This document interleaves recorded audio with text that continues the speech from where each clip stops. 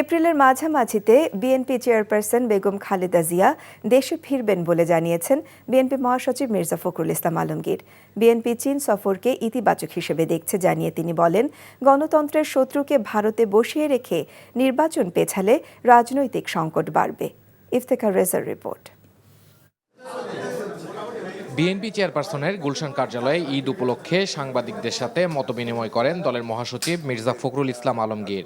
BNP প্রধান উপদেষ্টার চীন সফরকে ইতিবাচকভাবে দেখছে জানিয়ে মির্জা ফখরুল বলেন, জাতীয় নির্বাচন পেছালে বাড়বে সংকট।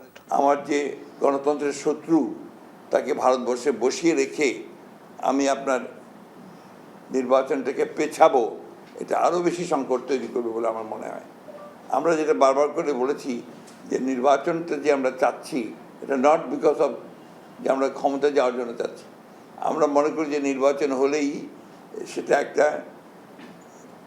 আপনার একটা ম্যান্ডেট পাবে সেই সরকার এবং জনগণের সমর্থন পাবে সেই সরকারটার শক্তি আর একটা আনইলেক্টেড সরকারের শক্তির মধ্যে অনেক পার্থক্য আছে। আমি এটাকে খুব ভালোভাবে দেখি, ইতিবাচকভাবে দেখি। We are friends to all.